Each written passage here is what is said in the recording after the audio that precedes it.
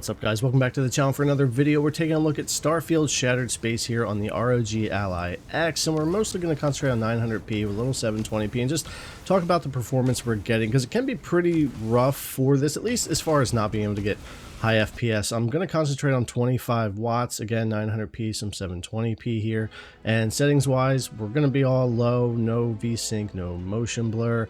FSR is going to be on at 80% resolution scale. We'll mess with that a little bit as well. Frame gen's off, which we're going to talk about later also, and that's pretty much what we're going with. Now, when you first start the Shattered Space DLC, you're going to be doing the ship mission. It's actually one of the best parts of Shattered Space, in my opinion, from the time I've spent with it so far.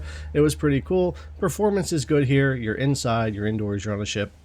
For the most part, that would be to be expected with Starfield, so I'm not going to spend much time there. But where all of the DLC takes place, literally everything is on this planet and in this one main area and in this one city and surrounding areas. So that's where performance is most important. And at 900p, 80% resolution scale, 25 watts, low settings, 26 FPS, which is only about 6 more FPS than we get on the Steam Deck at 800p with the same exact settings. It just is tough to run there, and hey, that's Starfield.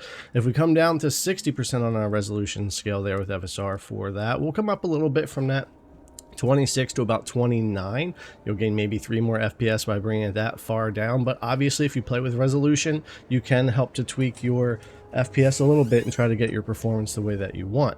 720p at 80% is going to give you almost the same exact performance as you get at 60% on the 900p, but you could certainly use 720p and the resolution scale to get you some more performance if you need it there. 900p here, back to that at 80%, running around this our city, our main area. It's not a huge city, but it runs a lot like many of the others that you would be used to in Starfield, and we're going to range anywhere from, say, 25, 26 FPS all the way up into the 30s, depending on where we're at in this city, and you'll spend a good amount of time here and in the surrounding areas. The DLC is not that large. It's not going to take a real long time to go through. I think I've gone through about half of it so far, and performance is fairly consistent to what you'll see in here. Running around outside on the planet, getting into your quest and stuff like that, again, no matter where you're at, you might bounce from 26, 28 FPS and go on up to 30, 32, 35 in these areas with these current settings. Again, you bring that resolution scale down some more or switch to 720p, you can get you some more performance. It's rare that we'll run into any real stutters though,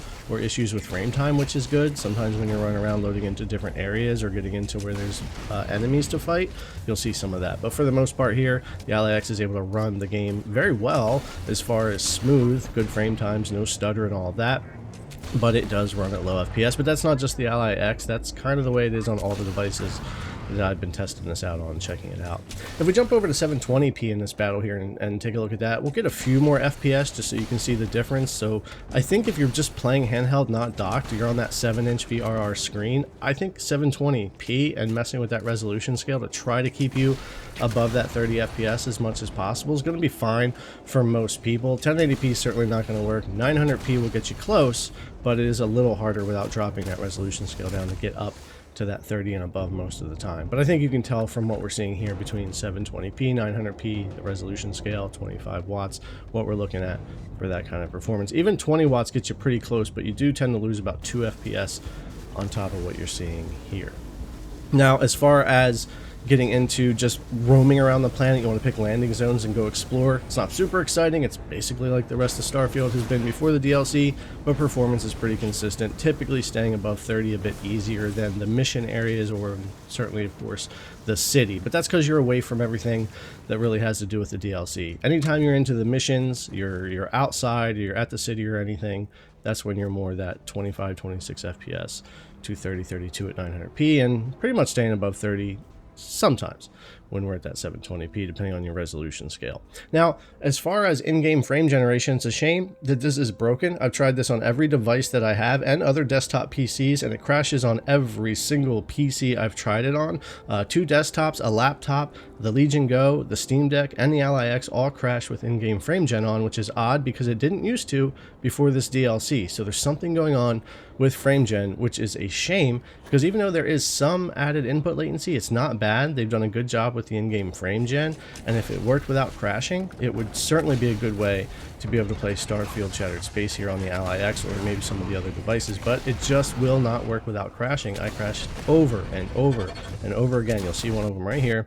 This just happens, boom, hard crash, goes back to the desktop every time I try to use frame gen for more than a few minutes with any PC at all. So hopefully they'll get that fixed, because it would make it a lot more playable when it comes to Shattered Space and just Starfield in general, because I was using frame gen before this DLC to play Starfield on the Ally X, on the Legion Go, on the Steam Deck even some, and it was fine. Never crashed on me until this. So just keep that in mind. As far as AMD's AFMF2 or AMF1, I guess you would have with official drivers here, it doesn't work in this game, at least not for me. I'm guessing that's because there's no full screen mode in this game, only borderless full screen, and from what I understand, it doesn't work that way, or at least it wouldn't for me. So you don't really have that option necessarily. You're more stuck with just messing with your 720p or 900p, your resolution scale, keeping settings fairly low, and go with it that way if you're trying to play Shattered Space. Alright guys, thanks a lot for coming to check out the video. As always, I really appreciate it, and I'll see you in the next one.